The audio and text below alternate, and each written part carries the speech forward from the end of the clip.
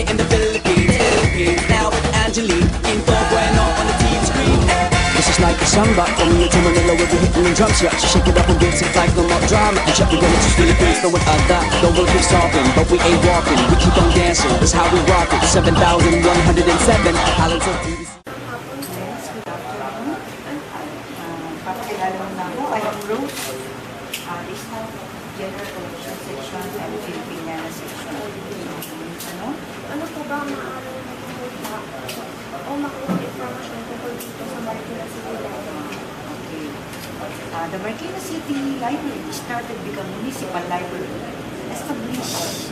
Established on August 11, 1956 under the leadership of Mayor Il Fernando, the former father of Bayani Fernando. So yun lang. And we have the books here from preschool to college. And the academic books, we're not allowed to bring home pocket books na kung pwedeng bigay sa mga. So, yun lang. Ano question pa? Ayun lang. Okay, nakapon pa.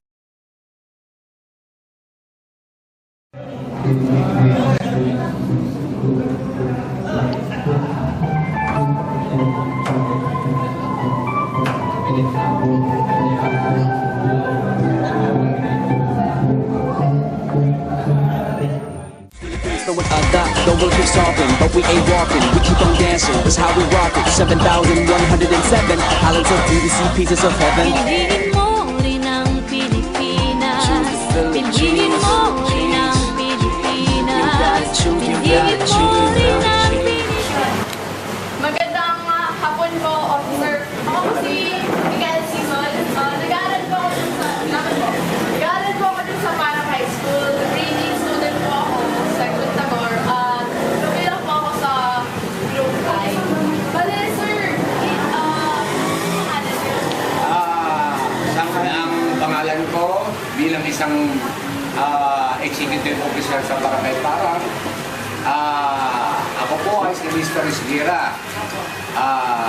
Since 2000 up to now, I'm bilang Barangay Tanod at sa executive officer. Ngayon, ang katanungan mo ay tungkol sa ano po, ma'am? tungkol po sana sa kung ano po ang nangunguna po, ang namumuro po na problema kinakaharap po ng Parang Marikina ngayon, sir. Ang pinaka-main problem talaga ngayon, sa ngayon, kasalukuyan, yung binababang batas na Republic Act 1716, child abuse, pumapasok doon sa batas na yun, sa mga psychological abuse. Ang pinaka talaga ngayon, kung pwede, yung batas na yun, ibababa yung 17, pinaka-ano roon, dapat babaan roon, kung maaari lang, hanggang 12 years old lang ang pinaka-age limit ng ma-involve doon sa batas na yun. Kasi sa ngayon, masyadong garapan na ang ginagawa ng kabataan. Una, alam na nila kung anong pagka tinatanong mo yung mga kabataan na yun, alam na nila kung anong batas nila. Pangalawa, karamihan ng mga magulang ng mga kabataan na yun, lalo na sa mga depressed area, pinapababayaan na nila yung mga anak nila. Ang amin lang dyan, kung maaari lang, yung mga magulang na yan, magtulungan kami dahil karamihan ngayon ang nangunguna sa pagnanakaw, mga hold-up, karamihan ay minor de edad. Kung alam nila ang batas nila na sila ay hindi minor, saka hindi nakukulong basta-basta. Dadaan muna sa sinasabing CICL. Ano pong ibig sabihin ng Checking in conflict to the law. Yun ang kailangan yan. Bago mo, maraming rights sa mga, sa mga bata. Bawal pusasan, bawal isyo kakausapin na walang magulang. Kailangan lahat ng karapatan ng bata. Mayroon silang ron. antimano, relatives o brothers, kailangan Basta yan. po nasa Italy. Yes. Yung legals na yun, yung mga magulang o brothers. Pero pagka inano mo na yan, oras na hinuli mo yung bata at pinusasan mo, ikaw mismo makakasuhan ng administrative case. Kahit man officer kayo, bala administrative case po makakaso sa inyo. Oo, totoo po yan. At yan na nakalagay yan sa batas. Kahit anong gagawin mo ron, pag ikaw ay guilty, beyond the reasonable doubt, ikaw ay magmumulta ng 10,000 doon. 10,000 po. Ano po yung minimum po yun o maximum? Yung ano mo ron sa peso, tanggal ka pa, terminate ka pa sa trabaho. So, ayun nga po, Mr. Esguerra, sinabi niyo po, isa po sa namumuro pong problema dito po sa Parang Marikina, yung mga, yung mga kabataan po na gumagawa natin po ng krimen, kagaya ng snatch, ganyan po, pagnanakaw, hold up. So, sa tingin niyo naman po, ano po ang mabibigay niyo po na opinion po na maaari pong magkaroon ng solusyon dito po sa problema? Ang amin nga dyan, kung maaari, kung tutusin talaga yan, hindi pambarangay na kaso yan. Pang-pulis na yan. Kung magkakaroon ng kaso ng mga kabataan dyan, ang pinaka-responder yung mga barangay tanod. Pero ngayon, sa nakikita namin, hindi maganda ang yan. Kailangan may lagi kaming may kasamang pulis. Dahil yan, mahirap na yan. Kung pagka mga pulis matter, kailangan may kasamang pulis ka. Kung isasuggest ko lang dyan, tungkol dyan sa problema na yan, kung maaari lang, ibababa yung age ng mga kabataan na yun. Kasi kung mga 17 yan, parang kaya gumagawa ng krimen yan. Mga pumapasok ng rapist, ganito, ang dami, etc. yan. Kaya ngayon, ang pinaka-main problem talaga ngayon, ang mga kabataan. Dahil alam nila ang batas nila. Sa akin yan, kung maaari yan, ibababa yung edad ng niyan. Dahil maraming na-involve na katulad ng City Ordinance sa Zero Toto, yung sinasabing curfew to minor. Involved po yun. Hindi po pwedeng i-implement mo basta-basta yun. Dahil yan, hindi mo pwedeng i-detain yung bata dito. Kailangan papatawag mo yung mga magulang dahil nagpupuntikto yun sa Republic Act 1760. So, ayun po. Maraming salamat po sa oras niyo, officer. So, ayun po. Salamat po. Thank you, ma'am. Maraming salamat po. Nakatulong po kayo sa proyekto po namin. Huwag lang pera, wala kami. Opo. Ayan, magandang hapon sa inyo lahat. Tayo ay kasalukuyan na nandito sa loob ng Barangay Hall ng Parang Marikina. At kasama ko dito si Ginoong Emil De Leon at si Kagawad Rudy Avalos. So ayan, interviewin po namin. Magandang hapon po sa inyo. Magandang hapon. Magandang hapon po. Magandang hapon po. So ayan, tatanungan ko lang po sana kayo kung ano po yung naging plataforma po ni Kapitan Levy de Guzman po nung bago pa lang po siya umupo, nung nakakampanya pa lang po siya. Ano po? Ang plataforma o ang adhikain ni Kapitan Levy ay katulad o kaparehas ng adhikain o plataforma ni Mayor Del, no? Na tunay na kunlaran tao naman.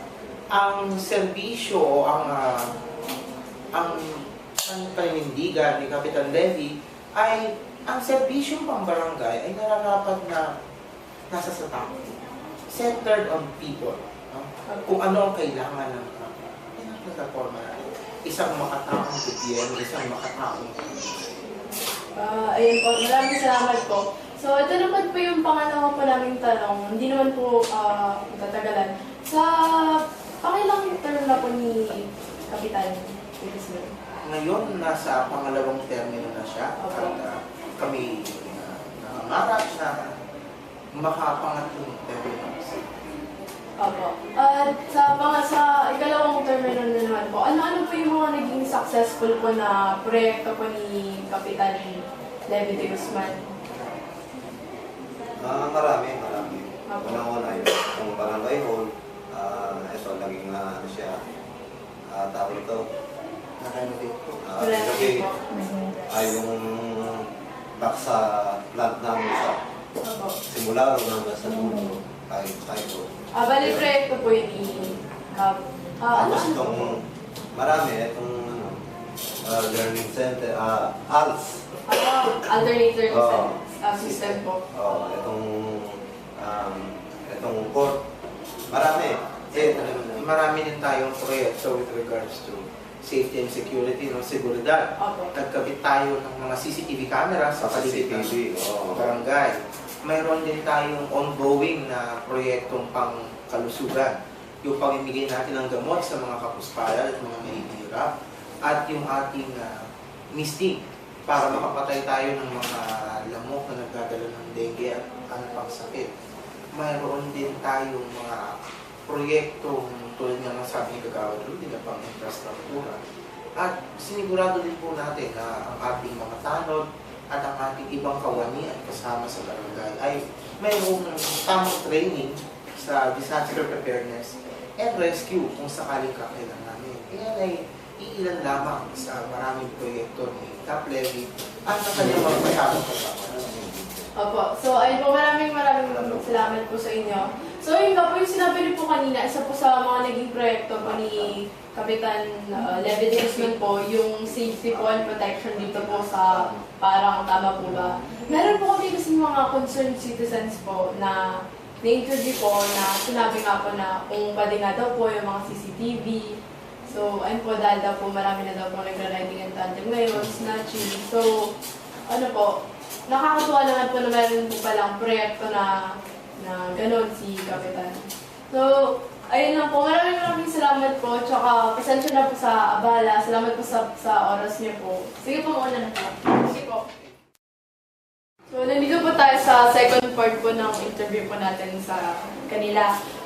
Ano po, ang pangalawang tanong ko naman po sa inyo is, ano po yung pinaka-worst po na naging problema or na-encounter po na problema ni Kapitan Levy Desmond sa kanyang pangalawang term, sa loob po ng dalawang terms niya.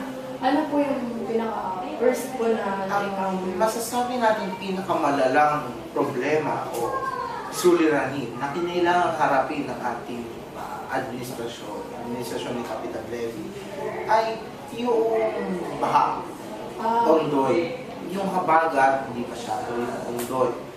Bakit ito malala? Kasi wala tayong, hindi naman sa wala, pero hindi tayo ganun nakapaghanda. Ang mga tao hindi alam gagawin. Ang mga residente ng Twin River, Gem Subdivision, hanggang dito sa Porokdos, talagang ikinagulat ang nangyari baha. Ang naging solusyon naman natin dyan ay sinigurado natin na magiging maayos ang ating response, ang ating pagsalba, pagtulong sa mga yung long-term, mahabang solusyon. Ang immediate naman natin o short-term response natin ay yung pagligtas sa mga tao. Kinailangan pa ng isa nating kawani, isang tao, na pagdikitin, itali yung dalawang puno ng saging. Doon siya sumakay, ginawa niyang bangka, yung dalawang puno ng saging. Nakasalba naman siya ng tao. Ngayon, long term natin, kasalukuyan, mayroon na tayong 3 fiberglass boats. Isa ay merong motor. Yung meron din tayong, hindi ako nagkakamali, 4 po, rubber boats. Meron tayong life jackets, hindi ako nagkakamali, ay nasa 20, mahigit. Ang ating salbabida ay nasa 8 po, 6 na po. Meron tayong lubid na pang rescue sa baha. Ilang meters yun? 200, 300 meters. Mayroon din tayong kumpletong kagamitan para sa kung sakali na kailangan magluto sa evacuation center. Meron na rin tayong preparation or seminars na sinalihan ng ating mga tanod at ang iba pang volunteers ng barangay. Para mas maging handa. Higit pa rito, mayroong porsyento ng budget ng barangay na nakalaan para sa disaster preparedness. Naiipon natin ang budget na yun at sinisigurado natin na yun ay magagamit sa oras ng kalamidad. Opo. So, ayun po, maraming salamat po. Thank you po sa inyo, Kagawad Rudy Avalos po. Sige po, muna na po kami. Ito po, isa po siyang halimbawa ng fiberglass boat. Isa po yung tinutukoy po kanina ni Assistant De Leon, tsaka po ni Kagawad Avalos na isa nga daw po sa mga kagamitan na kasama daw po sa paghahandaan sa mga baha at saka sa mga kalamitan. So, nandito po tayo sa Barangay Disaster Risk Reduction and Management Office, or tawag din po natin sa kanya, BDRRMO. Ang executive director po natin ay si Mr. Joey Bautista. Hello po, magandang hapon po sa inyo. Si Mr. Joey Bautista po. So, sir, meron dito po sa loob po ng BDRRMO? Progress natin sa baha. Puro pang baha. Kasi wala naman baha rito, hihirap kami ibang barangay. Opo. So, ilan naman pong piraso lahat ng mga Siyempre po mayroon pa tayo dito mga life jacket, mga raincoat, Raincoat natin, ito, 17. 70. Pero di ba nasa taas pa? Okay po. Tapos, ano po tawag dito sa yellow na to? Parang minion lang po. Bangka. Rescue boat. Anong klaseng bangka? Fiberglass. Fiberglass po. Fiberglass. Pero ang glass po. Pero So, magkaiba po ba ito tsaka po yung nasa loob? yun yung fiberglass na yun. Pang-sutor naman yun. Bali, yan Ang malakihan yun. O, yan po yung motor. Yan po yung motor.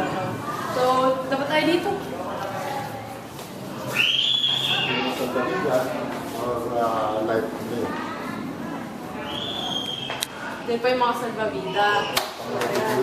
Bakit ba tayo nag-sink? Pandinis. Polilis. Yung mga lubig natin, ang hatak sa mga dapat sa bakit na tumiyak. O may calamity.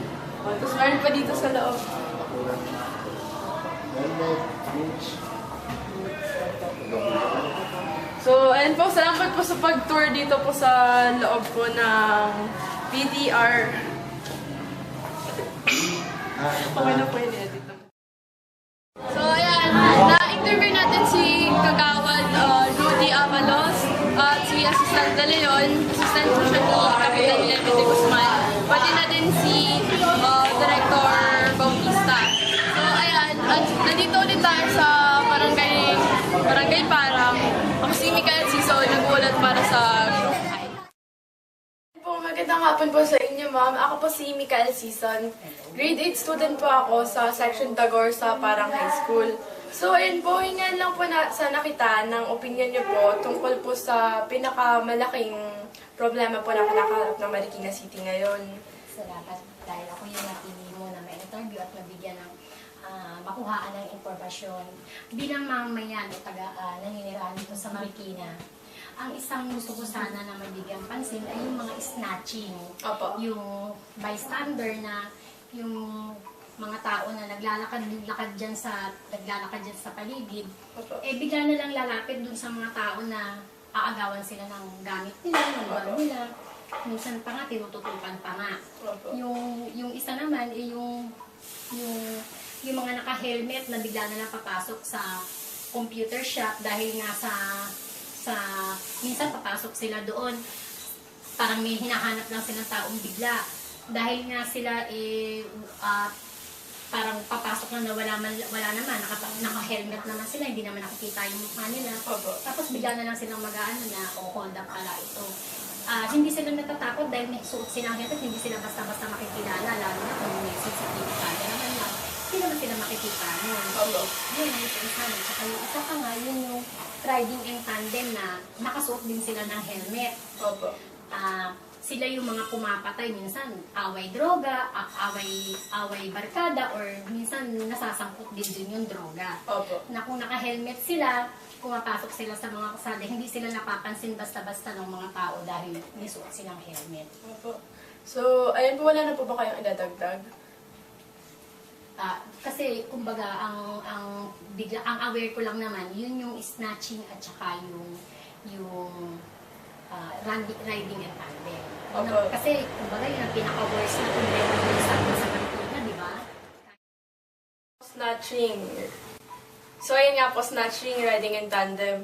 Sa inyo po, ano din naman po ang opinion niyo po sa mga solusyon para po sa mga ganitong bagay na problema ang kinakaharap po ng Marikina City. Gusto ko lang sana ipagbigay alam sa mga official o government o kung sino ba yung mga nakaupo sa atin ngayon na sana yung pagsuot ng helmet kung hindi naman kinakailangan tulad ng pagpasok nila sa mga village, sa subdivision, or sa mga maliit na kalye, kung papasok man sana sila doon, sana huwag na lang silang magsuot ng helmet. Or tapos isa pa nga yung pinaka-importante, yung mga kalye natin, meron silang sariling CCTV camera. Mag-provide sila nun dahil isa yun, napaka-importante na magkaroon ng gano'n. At lahat ng mga pumapasok at lumalabas sa mga kalyeng maliliit, katulad ng subdivision or villages, makikita natin yung mukha na pumapasok doon. Nakamotor man sila o naglalakad man, madali natin makikita kung sino man yung mga pumapasok doon. Kung gagawa man sila, katulad ng halimbawa, riding and tandem, magiging aware sila kasi alam nila na may nakatutok na CCTV camera sa kanila. So, sasabihin nila sa sarili nila, o teka muna, kasi parang madali tayong mahuhuli kung merong nakatutok na CCTV camera sa atin. Magiging, pati na rin yung mga snatching, katulad ng nag-snatch dyan, mga nakaraang araw lang, nagkaroon ng balita na gano'n. Kung meron mang gano'n, na bawat ang CCTV camera ay nakakonect sa barangay, at namomonitor yun ng gano'n, yung mga gano'ng bagay, madali nilang mabibigyan ng solusyon. Tapos, ipapatubad na rin nila na sana naman, yung mga pumapasok sa kalsada, katulad ng mga motor, kung hindi sila susuot ng helmet, choice na nila yon kung magpapaandar sila ng mabilis. Kasi wala silang helmet So magiging risky sa kanila kung magpapaandar sila ng mabilis dahil ang mga street natin dito maliliit. Kung may mga checkpoint man, mas madali nila din makikita kung ang tao ba na yun na nakasuot ng helmet o hindi, makikita nila kung gagawa ba yun ng hindi maganda. So malalaman, makikita mo sa itsura ng mukha, kung yung bang tao na yun, mapagkakahinalaan natin. Sa panlabas po na appearance. Kasi kung sabihin nga natin na may helmet siya, hindi natin siya makikita So sana ipatupad na lang na bawat kalye na maliit o diligent, wag na lang silang magsuot ng helmet. Para malaman natin na yung mga papasok doon, safety yung mga tao na pati yung mga daraanan nila. Kasi syempre makikita mo naman sa kanila kung yung tao na yun masama, lalo na kung ang tao na yun hindi taga roon. Malalaman nila na yun pala dayo lang o hindi. Kaya malalaman ng mga taga lugar doon na dayo siya. Ibig sabihin kapag gano'n tapos magmamanman sila, alam nila na hindi pala dapat pagkakawalaan yun. Dahil minsan lang yun napunta doon sa lugar na yun, malalaman nila na iba ang pakay no doon sa loob na yun ng subdivision. So, ayun po. Maraming salamat po sa pagbigay niyo po ng mga opinion sa amin. So, ayun po. Have a great day ahead po. Salamat. Thank you. Salamat po. So, ayan po. Meron po tayong kinausap na isang concerned citizen tungkol po sa isa sa mga malalaking problema na kinakaharap ng Marikina City. At kinuhanan din po natin siya ng kanyang opinion, kanyang suggestion po tungkol po sa pwedeng maging solusyon na tungkol po dito sa mga kinakaharap na problema ng Marikina City. Yan nga pong snatching, riding in tandem. Sana po sa mga suggestion po o opinion po ng ating concerned citizen na kinausap ay sana po makarating po sa kinauukulan at ang Marikina ay maging isang less prone na po sa mga riding in tandem at saka sa mga holdapan, kidnapan man o riding in tandem ng mga snatching na yan. So, yun. Ito po ulit si John Michael Season nag-uulat para po sa Group I.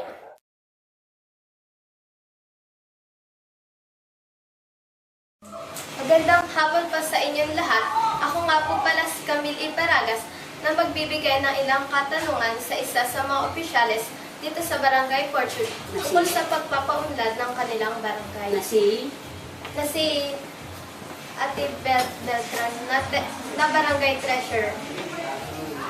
Ate Beltran, ano na po ba yung naipagawa sa ating barangay? Sa ngayon, ang mga projects na natapos na ng ating Kapitana Risa Chope ay ang pagpapagawa ng bakod ng ating barangay hall, ang beautification o yung pagpapagawa ng mini park sa harapan ng barangay, nakapagtayo ng building para sa daycare, at saka meron palaruan doon sa gawing unahan ng ating barangay hall para sa mga batang nais maglaro ng tiko, ng holen, yung mga katutubong laro.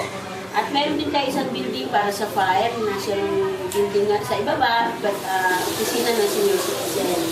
At meron pa tayong mga kasalukuyang ginagawa, ang mga railings sa iba't ibang community. Naglalagay tayo ng mga bakod doon sa mga delikadong lugar, pagpaparenovate o rehabilitation ng mga multipurpose sa iba't ibang community.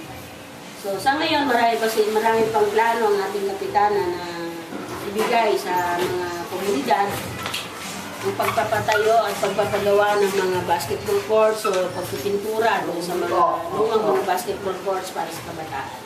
So marami pa at ang iba pa ay ang tuloy-tuloy na pagbibigay ng mga libreng school supplies para sa mga grade 1 at sa mga daycare.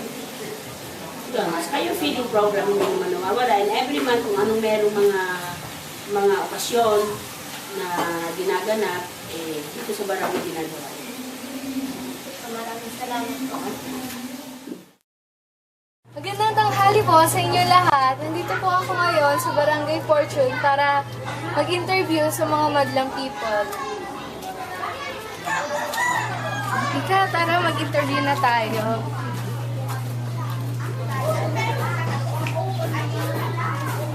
Tao po. Pwede po ba mag-interview po sa inyo? Wait lang po. Tatlo pong question lang. Wait, wait.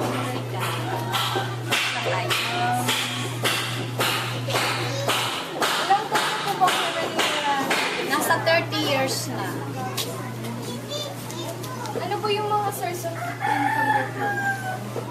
Ako wala, umaasa lang ako sa remittance. Ilan po ba kayong pamilya? 2 pamilya. Bali, ano kami lahat? 4, 3, 7. Bali 5 ay 8.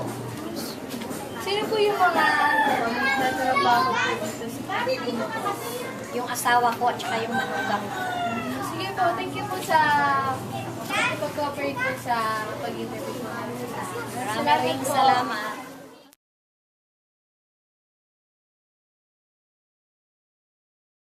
Magandang tanghali po ulit sa inyo. Dito po kami ngayon sa Barangay Nangka upang interviewin ang isa sa mga opisyalis po ng Barangay Nangka. Okay po. Pakilala naman po kayo sa mga. Okay. Magandang hapon po. Ako po si Ginoong Willie Rosales. Ako po ang kalihim ng Barangay Nangka. Okay po. Maalam po ba namin po kayo ma-interview? Kahit sa likod lang pa. Go ahead, go ahead. Kung tanong ko po sa inyo, ano po ba ang mga nasagawa na po ninyong proyekto or na tapos yun na po proyekto dito po sa Barangay Nangka? Mga natapos ng proyekto, initial on 2011 is ang conversion ng old barangay hall to a health center. And 2012 is the construction or rehabilitation ng bagong silang drainage system. Also, the construction of Rosas Street drainage system. And on workshops and seminars, last year also we have a workshop seminar on disaster preparedness on flood-prone communities, which we have done through the efforts of the corporate network for disaster response, or CNDR, through the sponsorship of the Tron Foundation. And early this year, we installed a closed-circuit television system, or the CCTV, with 9 cameras in our area of responsibility.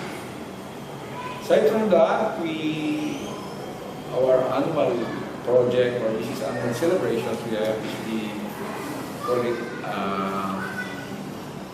Barangay Fiesta every May 15, and every June 21 of the year, we have the Barangay Day.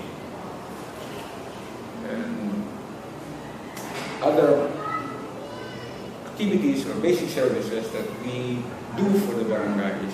We all have the normal thing, which are maintenance of cleaning of streets, manholes, curbs, sidewalks. We also have medical and dental missions almost twice a year.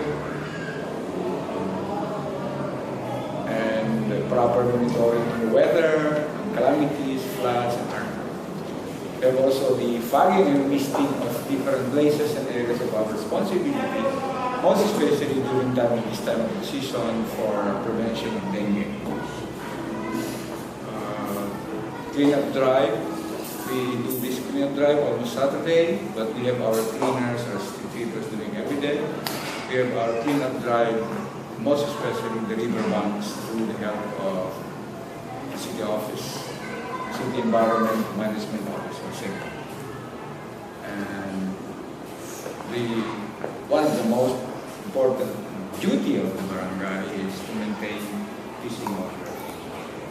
So this is through the help of the Philippine National Police. Okay, so if you have some questions,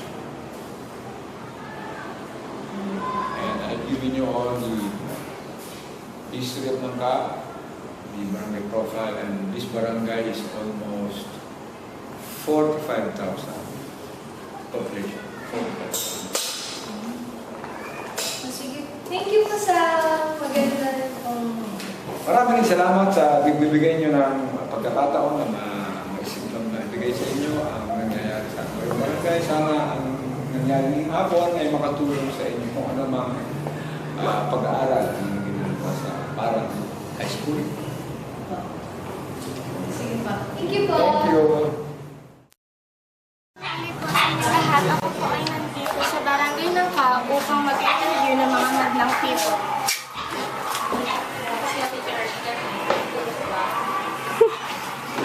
Magandang tanghali po.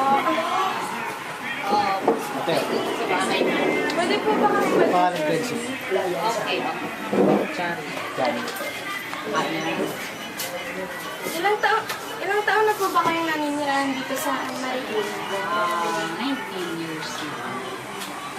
Binabaha po ba itong lugar niyo? Hindi. Ano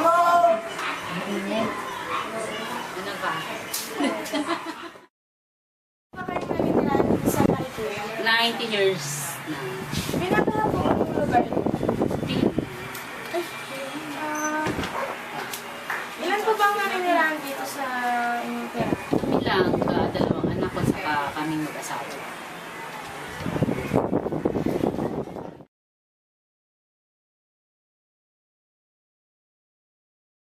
Magandang tanghali po sa inyong lahat. Kami po ay nandito sa Barangay Marikina Heights upang mag-interview ng mga opisyales. Maaari po ba kami mag-interview? Opo, bakit? Ganito. Ano po ba ang malalaking problema na inyong gusto iparating sa mga nakakataas na inyong problema po dito sa Barangay Marikina Heights? Ako ng problema lang dito yung school buildings, pero as for now, na nasolusyonan naman ang ating Congressman Buropico, ang hinahanap na nila yung lote na mabibili nila para makapagpatayo ng bahay. Ano po ba mga sakunan yung mga sa building? Sa kuna ko nga yung bawa mo, kasi mataas ang barangay Marikina, wala kami baha, wala kami mga iba, kasi hindi namin nararanasan din sa barangay Marikina Heights. Usually, ang ano lang kapag medyo malakas ang ulan, yung mga puno, yung natulog pa, tapos na umaharang sa daanan, at the state, ang ginagawa naman, nagtutulong-tulong ang aming kapitan, council, pati yung mga empleyado, para matanggal yung mga puno na yung mga natulungan. Sige po, maraming salamat po. Salamat din po.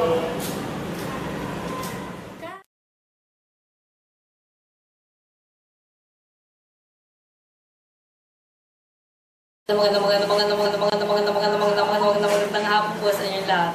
Andito po tayo ngayon sa Concepcion 2 upang ma-interview po natin ang isang kagawad. Hello po. Good afternoon po, sir. Pwede po ba kami interview? Pwede naman. Ano po ang pangalan? Ako pala si Kagawad Norman Subido. Kasama po natin ngayon si Kagawad Norman Subido. So meron po lang po kami mga ilang katanungan po dito. Kamusta naman po ang pamamalakad nyo dito sa Barangay Concepcion Dos? Well, okay naman ang pangmalakad namin dito sa Barangay Concepcion Dos. Pinapatupad namin ang mga batas na ginawa na aming national government, tsaka local government, tsaka yung mga batas na ginawa ng mga konsihal o barangay kagawad dito sa Barangay Concepcion Dos. At dahil doon sa mga resolution tsaka ordinances na ginawa namin, gumagawa kami ng mga proyekto sa ikabubuti ng lahat ng mga mamayan ng Barangay Concepcion Dos. Bilang isang kagawad po, pwede niyo po bang ibahagi ang mga karanasan niyo dito sa inyong barangay? Yes, madaming trahedya ang mga nangyari dito sa Barangay Concepcion Dos. Isa na yung baha. So last time yung Undoy nga, yun ang pinaka-worst na nangyari dito sa Barangay Concepcion Dos. Maraming nabaha, maraming nasira mga bagay sa mga bawat bahay. At ayaw na namin ma-experience yung ganong pangyayari, kaya nga kinausap namin ang congressman para ma-actionan ang baha dito sa Barangay Concepcion Dos at gumawa siya ng dalawang floodways dito sa may Green Street tsaka sa Olive Street. Ano po ba mga proyektong nagawa niyo na po ng mga barangay officials at mga nais niyo pa pong gawin? So unang-una mga programa namin dito ay sa Peace and Order. May marami kaming tanos na nagbabantay sa Barangay Concepcion Dos. At dahil dito ay napangalaga namin ang Peace and Order. Kami ang pinakatahimik na barangay dito sa Barangay Concepcion Dos, sa buong Marikina pala. At sa kalinisan naman, number 1 naman ang Marikina City sa kalinisan. So meron kaming tinatawag na SEMO department. Sila ang alaga ng environment, mga basura, kung saan dapat itapon, kailan dapat ilabas ang mga basura dito sa barangay. At lastly, yung health workers namin na laging dito para magpatupad yung mga proyekto ng Department of Health. At namimigay din kami ng mga medisina para sa mga constituent ng barangay sa Pilipinas. Kung kayo pong magiging mayor dito sa Marikina, ano po ba mga pwede niyo pong gawin?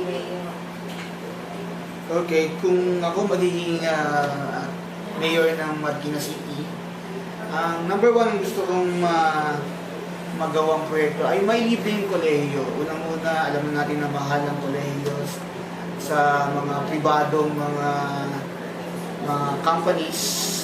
So, na-privatize kasi yung mga ibang mga eskwelahan. So, sana itong pamantasan ng lungsod ng Marikina ay maging libreng kolehiyo sa buong Marikina. So, number 2, yun nga, dahil nga yun ang Rodriguez Hospital natin, naging private na rin, ibigin natin lahat ng mga serbisyo ng health, ng City Health Office sa ating syudad ay maging libre na rin para mabantayan at mabantayan namin ang kalusugan ng bawat umayan Marikina. At lastly, yun nga, sana rin may pabahay na rin proyekto ang Marikina City. Last question po. Ano ang masasabi niyo sa ating lugar dito sa Marikina? Okay, number 1, kilala ang Marikina sa clean and green. So, kaya yung pinakamalinis at maayos na lugar sa buong Pilipinas. So, kailangang i-maintain natin yun. Number 2, kung nakikita nyo, tayong maraming kali na simentado. So, almost lahat ng kali dito sa Marikina ay simentado na.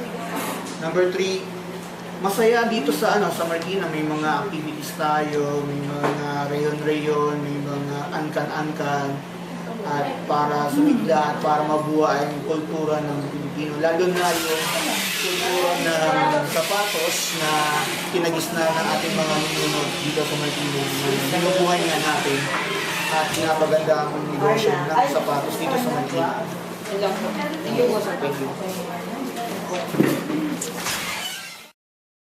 Magandang Magandang tanghali po sa inyo lahat. Nandito po ako ngayon sa Barangay Concepcion 2 upang mag-interview ng madlang people. Lika, tara, mag-interview na tayo.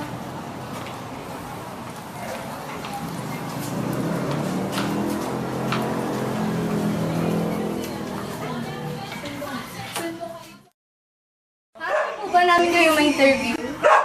Tungkol ba saan yan? Tungkol po sa informasyon po tungkol dito sa Marikina. Okay, sige. Okay po. Question number 2 po. Bakit niyo po...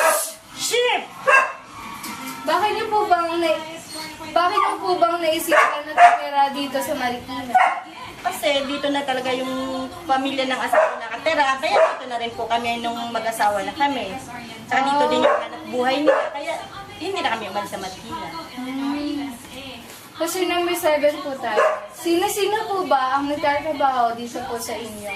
Yung asawa ko lang, tapos yung biyanan ko, pero ngayon hindi na, retired na sila. Yun lang. Question number 8 naman po tayo. Sapat po ba ang kita para bawat miyembro ng pamilya? Para sa bawat miyembro ng pamilya? Okay lang, sapat naman. Ayos lang naman sa pamilya namin yung kita ng asawa ko. Sige po, thank you po sa... Okay, maraming salamat din. Ang tanghali po sa inyo lahat. Ako po ay nandito sa Barangay Kalumpang upang mag-interview ng mga madlang people.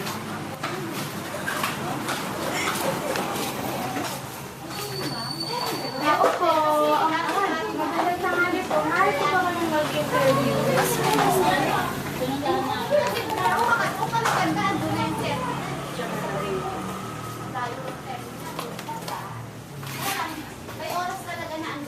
Bigyan po ba ito ng simpleng pamilya na ang sasabihin? Pwede ko sabihin. Tatay at mga anak.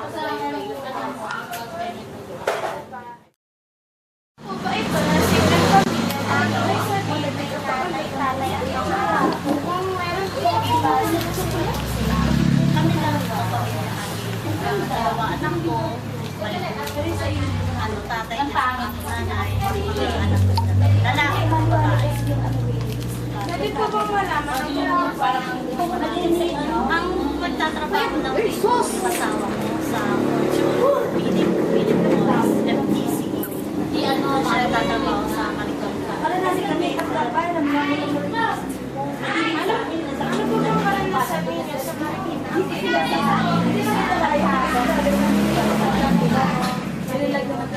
Siguro yung mundo. Kasi talagang buong Marikina talagang pinakayo. At sa talambuhay ko, hindi pa nangyayari. Maraming mga naidulot na hindi maganda kahit sa pamumuhay. Ito pong bahay niyo na oo, binahang. Okay, sige.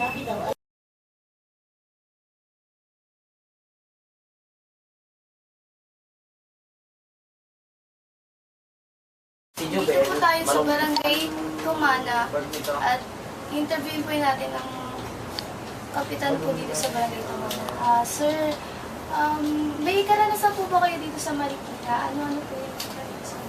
Sige, marami tayong karanasan pwede ibabahagi sa taong bayan. Like what? Road 1? Ano po? Meron po bang nangyaring tragedy dito na hindi yung malalak tragedy? Trahedya. Ang trahedya yung sabing disaster na, no? Siguro yung pagbaha.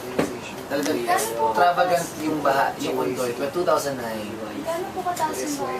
Kasing taas ng tulay ngayon na kaya tatayuan na yun. Meron po ba kayong nangyari pong produkto dito sa Barangay Tumana? Produkto, aside from the disaster, may programa tayo regarding sa livelihood. At example din, yung bayong nagawa sa papel. Isa sa mga ginagawa ng mga kababaihan natin ngayon, tapos binibenta natin sa mga LGV, binibenta sa mga foundations para kumikita yung mga nanay.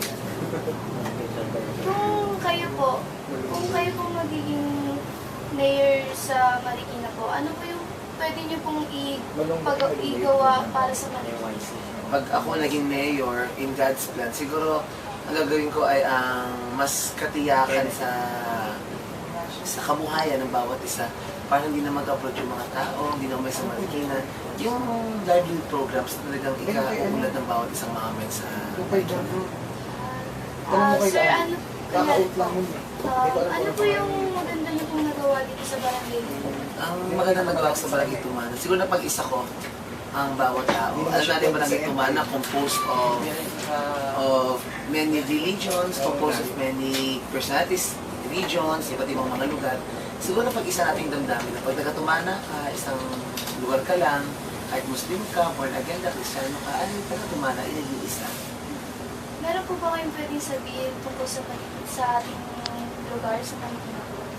Marikina, the city of, the shoe capital of the Philippines, of course. Masaya, maayos naman ang buhay, simpleng buhay, mas maligaya. Ilang ang buhay na hinahanap natin, simple life. Salamat po. Thank you. Alright.